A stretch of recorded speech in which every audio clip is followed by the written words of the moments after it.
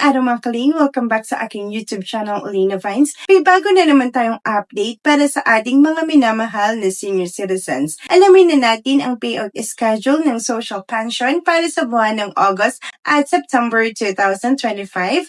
Baka ito na ang inaantay ni Lolo at Lola. Pero bago ang lahat, huwag kalimutang like ang video na ito, share sa mga kapamilya at kapitbahay at isubscribe sa Alina Vines para lagi kayong updated sa lahat ng mga benepisyo at anunsyo mula sa gobyerno. At syempre, i-click mo na rin ang notification bell para wala kang mamiss na importante.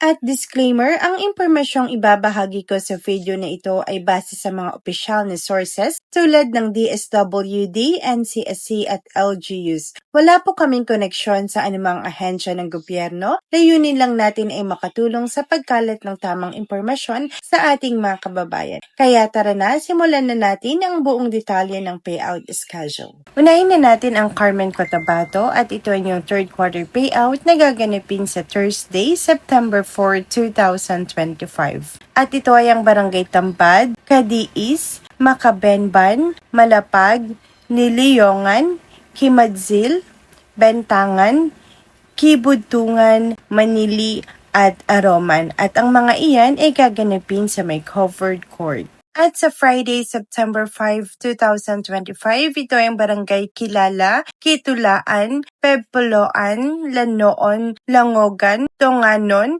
Tupig, Palanggalan, Ranzo, at Kibenes. At ang mga nabanggit na barangay ay gaganapin sa may covered court. At sa September 6, 2025, ito ay ang Barangay Katanayanan, Nasapian, Kibayaw, Ugalingan, General Luna, Manerapan at Takupan. Ang mga iyan ay gaganapin sa may covered court. At ang Barangay Poblasyon naman ay gaganapin sa may municipal gym. At sa may Pasay City, ito ay inyong first semester para sa taon ng 2025. At ito ay gaganapin sa August 4, 2025. Ito ay ang Barangay 1 to 5. Sa August 5, 2025 ng Tuesday, ito ay ang Barangay 6 to 12. Sa August 6, 2025 ng Wednesday, ito ay ang Barangay 13 to 14. At sa August 7, 2025 ng Thursday, ito ay ang Barangay 15 to 20. At ang venue ay sa may Oscar at ito ay gaganipin ng alas 8 ng umaga hanggang alas 4 ng hapon. At sa may Zamboanga, Sibugay, ito ay inyong third quarter payout na gaganapin sa August 8, 2025. At ito ay ang Barangay Sawa, Pamansaan, San Roque, Tanduk Kumot at Malinaw. Ang mga iyan ay gaganapin ng 9 a.m. to 12 noon. At ang Barangay Bagong Silang, Sioton, Ligaya at Abunda ay gaganapin ng 1 p.m. to 3 p.m. Ang mga nabanggit na barangay ay gaganapin sa may municipal podium. At ang Barangay Tagisian, Santo Niño, Looc, Barlac, Bangkaw-Bangkaw at Kaliran ay gaganapin ng 9 a.m. to 12 noon. Ang Barangay Kauswagan, Punawan, Katipan at Poblasyon ay gaganapin ng 1 p.m. to 3 p.m. At ang mga iyan ay gaganapin sa may Operation Center. At sa may Davao del Sur, ito ay ang Barangay Jim Binaton na gaganapin sa August 5, 2025 ng alauna ng hapon at ito ay mayroong 182 total number of recipients.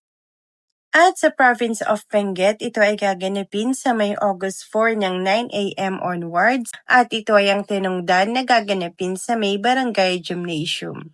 Ang Dalupirip naman ay gaganapin din ng August 4, 9 a.m. onwards sa may Barangay Gymnasium. At sa may Quezon City, ito ay yung first semester payout sa taon ng 2025 at ito ay gaganapin sa August 12, 2025. Ito yung Barangay Gulod, San Bartolome at Bagbag. Nagaganapin sa may SM Novaliches, Barangay San Bartolome.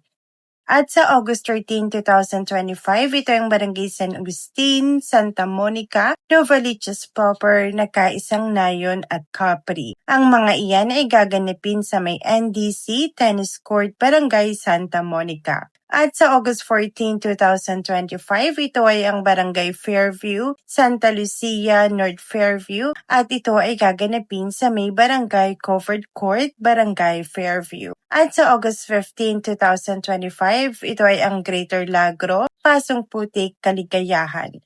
At ito ay gaganapin sa may Mockingbird Street.